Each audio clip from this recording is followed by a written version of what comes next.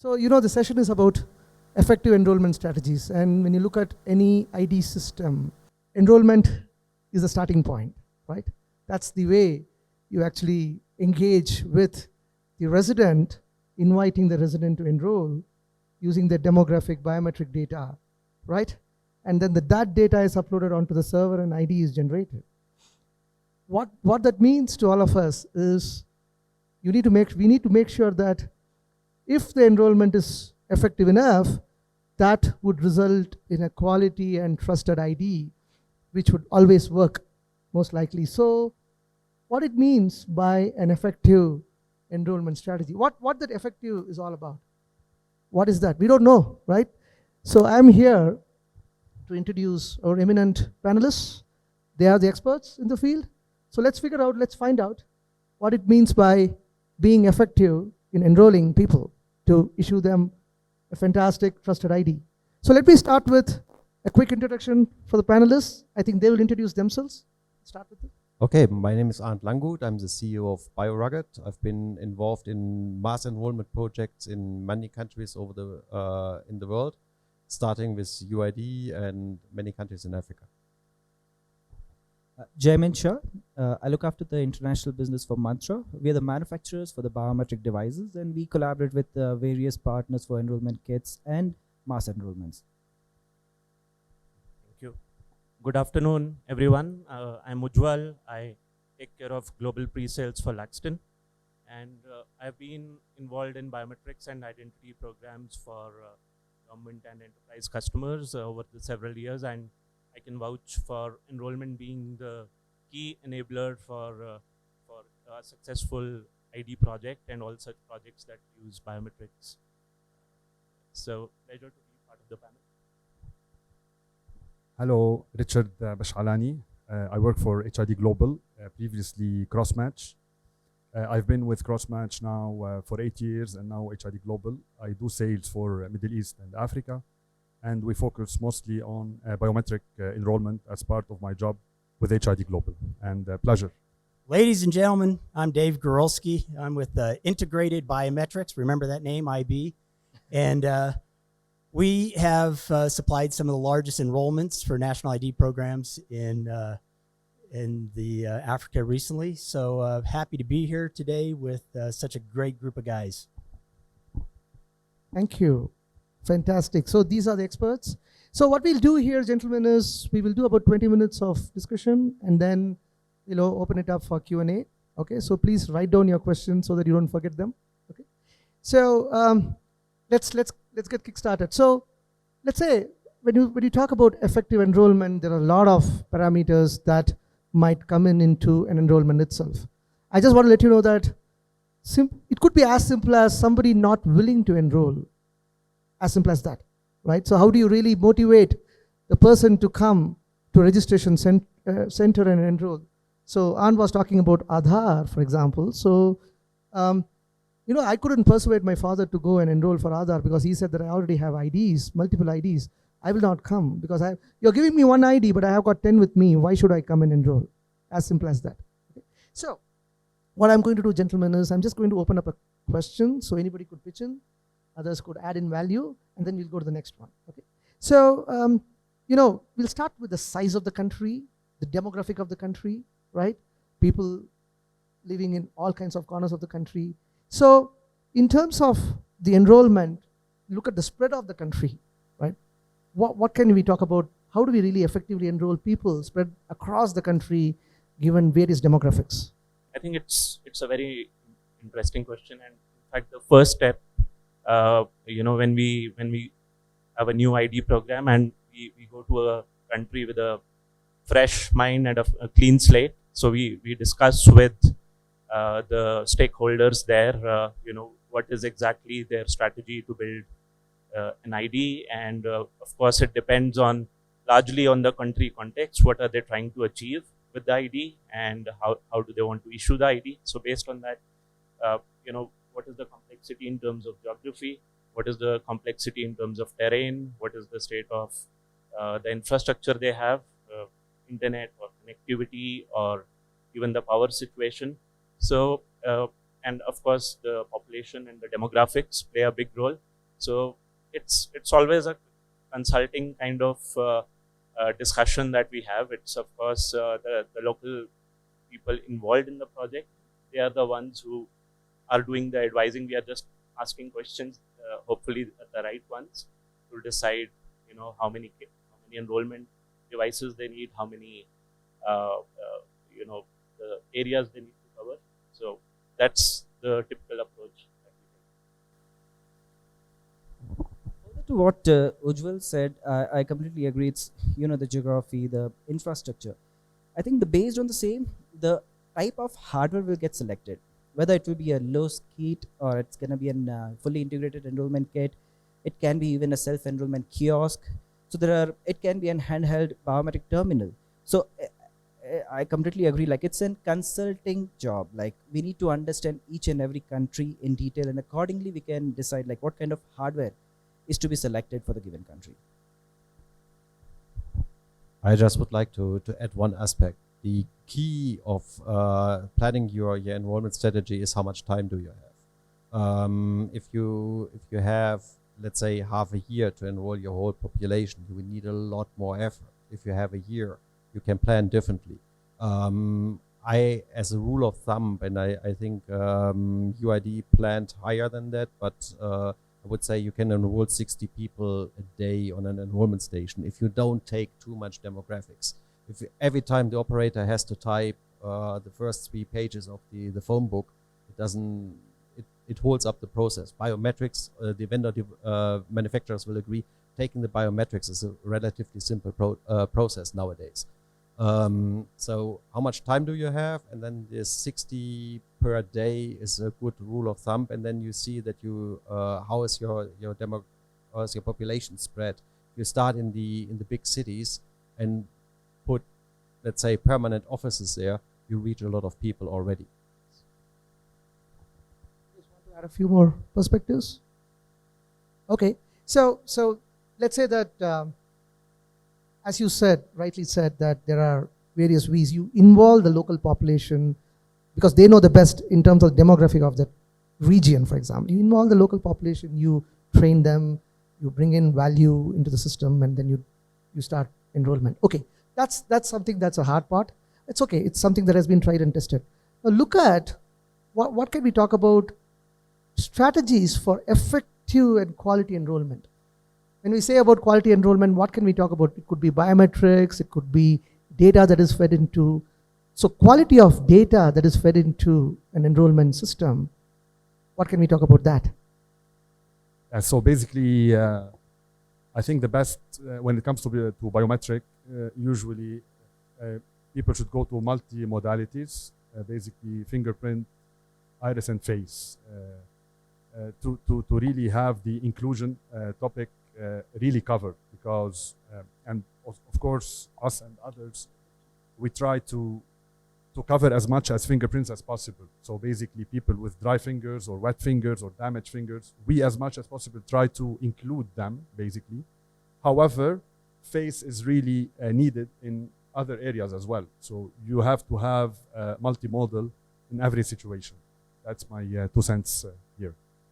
Yeah, I would like to add a few things here. So from an integrator perspective, because we integrate the hardware and the enrollment kit basically, which will be used by operators. So what we consider in mind is the productivity that they can get, because like Arnd mentioned, it depends on how soon the country wants to achieve the full enrollment. So you want to make sure that they are the operators are using the kits productively. They are able to do maximum number of enrollments per day.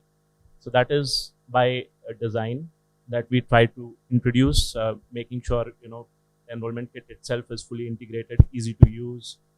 They don't have to set it up when they go in the field, so no time wasted.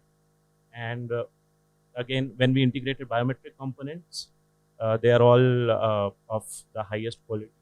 The manufacturers are here. So, but from our side, we focus on ergonomics, how they are going to use it, how the user is going to, put his fingerprints, because there has to be a right kind of pressure. And for other modalities also, there has to be good conditions for capture. So those are the things that we consider for effective enrollment. I think there's two aspects to add to this. Here we're talking about the quality of enrollment. First, get as much biometric information as you can. There's sometimes discussions, do we need iris, do we need fingerprints, do we need face? Capture everything, because it's much easier to capture everything in one go than to ask them later to say, hey, sorry, we miscalculated, we need the iris as well. Can't you all please come back? And I will see 4 crying persons next to me. Yes, it matters how good the devices are, but there's been research in the beginning of ATA and later when Europe introduced the visa system by Dr. Jean Solomon and Dr. Andreas Wolf. The biggest influence on the quality of enrollment, independent which device you take, which modality you take, is the training of the operator. If the operator is well trained, he knows what to watch for, how to take fingerprints, how to take what is a good face image, why an iris image needs to be taken in a certain way. The training of the operator is key, and it's often neglected because especially in mass enrollments over a year or two, you have a certain flow of people that quit the job, new ones coming in. You need to train the operators. That is really the biggest message I have. Whatever you do in enrollment, train your operators. I'll just add one more point. Like when we talk about the biometric hardware and the enrollment, like the end of life should also be considered, because we have seen cases where devices are being used for years and years. The quality of the hardware deteriorates over the time. So there should be some mechanism of checking the quality at a regular interval. Yeah, it could be like once in a year, depending on what is the correct strategy for the based on the number of enrollments are being done. Sure. I was shortly confused. What do you mean by end of life? When we talk about the hardware itself, today we have different kinds of hardware. Like you have a full set biometric kit, you have tablet-based biometrics, you have biometric. In fact, I also see that there are new kinds of biometrics research coming up. It's like sound-based voice biometrics, biometrics of DNA. Then you have all kinds of biometrics. It's a continuous innovation that's happening in the biometrics field, right? But irrespective of that, predominantly, I understand that in the field, the regular biometrics kit is what is being used. When it comes to the challenges in collecting biometrics itself, right? That's one of the key challenging aspects, both from a device point of view and also from the quality point of view, right? What can we talk about challenges in biometrics and how are the ways of overcoming those challenges? Take a shot. Sure. I think, of course, the quality of the biometric data is crucial, and like I said, we have to design products. I mean, not just the technical quality of the product itself, but how it is going to be used. So that is very important. The environment it is going to operate in. So, if we talk about fingerprints, I think it's now an unsaid rule that you have to capture all 10. There used to be programs capturing 2 or 4, but you have to capture all 10, and you have to make sure there is the right kind of pressure applied when that fingerprint is being captured. So those are the kind of things that can come through training of operators, so they know how it is going to be used, but also how the enrollment kit is designed so that they apply the right pressure. And face, I think, is the most tricky biometric because it gets affected by so many external factors, the lighting itself and the background. And we have to do a lot of checks. Again, we don't want to overburden the operator, so it has to be done via algorithm which calculates what is the quality of the picture, whether the brightness, contrast, and everything is up to the right level, and can this be accepted as a good image for the deduplication. So all those factors are taken into consideration. I think it's a combination of hardware and software how we work on it. Yes, Keith. Yeah, I want to support what Arnd said about training. I'm a device builder, but it's the training that's the most important. And one of the things that I think still gets missed is, you know, how often in your life have you had somebody do a hack or do something horrible and you think, boy, if these criminals would do something good with their time, they would be able to go to the moon, right? Well, that same thing kind of happens with biometrics is no matter how good we build them, somebody is out there trying to break them. And so you really have to train your folks that are taking these enrollments and making sure that they are watching for people who are trying to break the system. And then you have to have devices that have good presentation attack detection to stop those kind of things that are happening. So out of all the different things that happen, that I believe the training is number one on doing good enrollments. And it affects everything that you do, the data in, and how good a quality that data is. Probably one aspect, we are talking about the training of the operator, which is very important, but also see the population that you're enrolling. There's a certain training option for the population. When they come to get enrolled, some of them have never seen a fingerprint scanner or an iris scanner. They don't know that they have to sit still for the facial image. When they queue up, whether you have a monitor there that shows a movie, whether you take printouts that you hang there that they can read and see the pictures there, or you simply add one person to the enrollment team that explains it to the people. It will speed up your enrollment and it will make the enrollment quality much higher. I think Dave talked about from a device manufacturer's perspective. I mean, one of the things that I often, as a head of country implementations, when I talk to countries who are interested in pilot or even national rollout, one of the questions that they ask is, Krishnan, what are your, how do you recommend, what can you talk about, how do we go about selecting manufacturers? This is one of the things that they keep asking us on a constant basis. Now, MOSIP doesn't even say that we are biometric experts. We always point out to them. So from a device manufacturer's point of view, right, what can you talk about? What are the recommendations that a typical device manufacturer would expect countries or anybody from a quality biometric devices point of view? What should they look for? What shouldn't they look for? IP ratings, environmental challenges, things like that. Yeah, something that normally we don't touch base.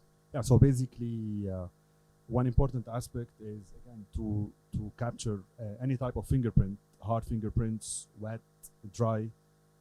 Spoof detection is very important as well as what Dave, because usually, and as you started the conversation, so we believe garbage in, garbage out, right? So the better you enroll, the better you identify, the better you provide services to your customers, right? So basically, and fingerprint is one of the core modalities. So we truly focus on the quality of the fingerprints as number one. Just to add, like what Richard said, basically, we get currently the ecosystem is so developed. There are so many certifications are in place. So the certificate, if you're a certified device, and I believe the quality is given. What differentiates is the service, the support, the warranty, the customization for a given country. I think these are the aspects how it can be differentiated. As well as when you talk about the mass enrollment, even cost effectiveness is also becoming quite crucial in general. So I think these are the few factors what the hardware manufacturers can consider. Yes, Dave. Well, the other thing I like to say about biometrics is nothing has changed. Right? We don't have any aliens around here that we're trying to come up with new biometrics for them. Somebody has done the same type of project you're doing. They've done it before. So go look at the other countries, the other organizations that have had success and learn from them. I'm just very familiar with a project that went on last year where somebody tried to do everything different. And in the end, it was a failure. And it's good to be going out and trying new things and doing things in a way that is an improvement. But look at history and look where the successes are so that your operation doesn't fail. I think it's time for Q&A. Can we have 2 or 3 questions? 2 questions? Okay. We're open up for Q&A. Hi. We talked about lot about the training. Is there any standardization on the training manuals or the guidelines for the operators from each of the equipment manufacturer? Can I go first? It's about standardization of training manual. Yeah. Before I pass it to the device manufacturers, one very crucial point: the operator needs to know why he is collecting. That is very important. If you explain him why the fingerprint needs to be in a certain way, why he needs to capture the iris and what it is used for, they already have a different approach to the quality of the image they are taking. I think the question is great. We should not leave it whether there is one training manual available or not. I think that should be a compulsion, like should be the part of the tender itself. Like whatever the hardware are provided, there has to be a training manual for the operators for the same. That's what I would say. I would like to add a few things here. So when we look at training, because we do the enrollment kits, and so it's basically all the biometric components, all the IT peripherals, everything that goes inside the kit. So there is a user manual that is provided, and that is normally provided when there are in-country teams going there, training the people there locally, and then sharing the manual. And there is always a good practice, you include that in the kit itself so that they can refer back to it whenever, because in the initial stages of the program there is always learning, and it's always good to have reference material that they can refer. It can be a video, it can be a paper-based training, whatever it is, but you need to offer that to them in a comprehensive way, because they cannot go through each and every manual. In fact, for example, if there is a fingerprint manufacturer's manual, we integrate that into the comprehensive manual that we provide for the enrollment process itself. Just to add one more point, I think the localization approach is also very important. One standard user manual, that's definitely be there, but the system integration companies, the people who are actually implementing the program, they need to understand the local culture, sensitivity, and accordingly they should customize the oral training program. So I believe it's a mandatory thing, but it has to be localized and customized as well.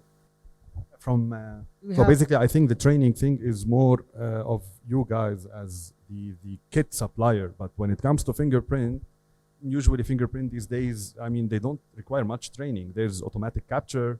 Doesn't matter if you rotate a little bit your fingers. So all is solved by software. But the big thing on training is I think how you open the kit. You have to dismount all the equipment, dismantle them, and put them together working. Yeah, that's from device perspective, fingerprint perspective.